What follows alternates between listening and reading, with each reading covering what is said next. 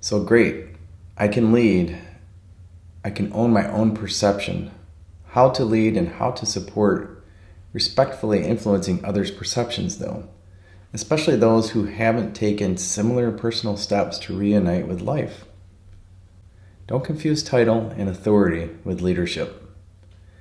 Leadership requires no title, it exists everywhere, and is usually temporary relative to the present shared need. Leadership has no artificial hierarchy. Leaders support those who do, those who deliver value directly to society. Call them customers only if you must. So then, acknowledged leaders are at the figurative bottom of the organization as we think about direct customer experience. Make sense? Leaders are among those who enable, those who deliver on a shared cause daily. So leaders are really displaced throughout the organization, serving on and through teams. Leadership is the act of supporting those executing a shared vision. Yes, a leader can also be a doer simultaneously. Anyone can lead. Every person should lead at some point in time, because this drives shared awareness, influence, commitment, and inspiration to own meaningful outcomes. This is a federated model of shared ownership, more like a republic, the opposite of most bureaucratic and dominating monarchies experienced in today's work cultures, where leadership is assigned and not screened, qualified, elected, and accountable, with coercive power held centrally by the few, and no apparent way to influence shared ownership in vetting priorities and solution approaches. Most often, the inspiration is found amongst those engaging in the actual delivery of the promise to society. What leadership isn't? Leadership is not centralized demand management and attempts to coerce people towards entirely predictable and controlled outcomes. There is no learning or pleasant surprise within the totally predictable outcome. There's a name for it. It's called the past. It's history. When playing a game like chess and we realize we've lost, we see no point in continuing, so we concede the victory, reset the board, and play again. Or we decide to play an entirely different game, which is what I am recommending. Under demand management, there are only outputs, efficiency measurement, and highly constrained, limited exploration, which results in limited learning outcomes and limited effectiveness. Under the traditional presumption and folklore of what leadership is, as it's been said so many times, to learn to lead, learn to follow first. Be mindful of when, who, and why you follow. We are all ultimately seeking the same thing. Interesting realizations of who we are, why we are here, and what this is all about. That is often mislabeled as happiness, which conveys that we are unhappy by default. Partially true. We are often born into life with an intentionally confusing set of rules by which to live, to survive. And we are not informed by our guardians just how shaky the basis of those rules are. We are taught from day one to conform, to become a personality, to create a personal reality for this one. We are disempowered from affecting those questionable rules, but we don't have to be.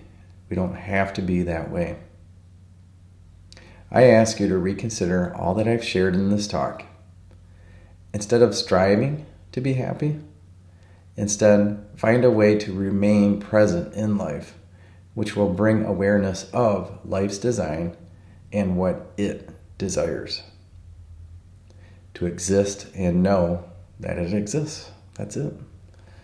That's a bit too esoteric for most people, so I simplify this by referring to happiness as life seeking a reasonable balance of ebbs and flows throughout our shared existence, which we can accept. Perhaps this is why we love visiting the lake or ocean while on vacation from our problems. The lapping of the water on the shore might be a subconscious reminder of life's design. Without contrast, nothing is detectable. We only appreciate and recall from memory those experiences of contrast over our lifetime. We exist to make memories together. Not all memories are pleasant, yet they enhance memories of an opposite feeling. We'd have no idea what feels great without knowing directly what feels bad.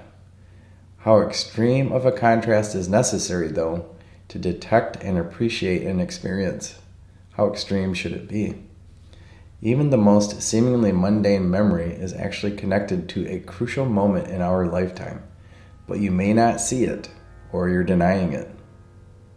Click the link for examples from my own life where, for example, the smell of a cookout or the verse of a song are associated with crucial experiences of learning and affirmation from others in a divergent or convergent action.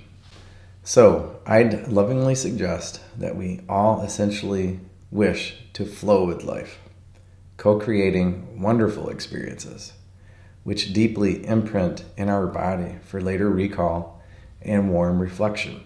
My wish for all of you is that you may look back on your entire life knowing that you were present, intentionally co-creating experiences with all those you intentionally shared physical space with, realizing wonderful things about yourselves and what this existence, life, was all about. Lead, support yourself in this way, and you will have no personal regrets nor concern over how you affected others over your lifetime. Life's design is beyond certain comprehension, but I'll attempt to describe it by analogy, my own direct experiences of life. Life is the largest pay that forward cause, passed on through our DNA and embedded memories. Life is built on a desire to exist and know it, felt and known through the denial and affirmation of and by others who are attempting to share physical space with you. Regarding action as thought in isolation versus physical shared action, with talking being a semi-physical action and shared actions to manifest physical outcomes being preferred, by example, a product or service transaction being physically experienced. Why such an emphasis on the physical in all I write and talk about? The virtualization of reality is creating misinterpretations of a purely cognitive nature, which is expanding and expediting our sense of separation from one another. Anxiety and resulting suffering are on the rise. I'd personally like to see people realize wonderful life experiences with far less unnecessary stress, born merely from overthinking about life. Thought without shared action in a physical space is really just thought about thought. Redundant? Meaningful? For you, this entity that came from nothing, from ether space, and seemingly is heading back to no thing status. The impact that you have through the five senses, of which there is really just one, touch. Touch, known most comprehensively by intently applying all five senses simultaneously, requires shared physical space. Physical space, knowable only through the loving affirmations and painful denials of others. How you follow, who you follow, makes all the difference in your own ability to find inspiration within yourself, which in turn creates your own potential to offer others inspiring vision and support on their own life journey. May your own following yield great leadership experiences for others.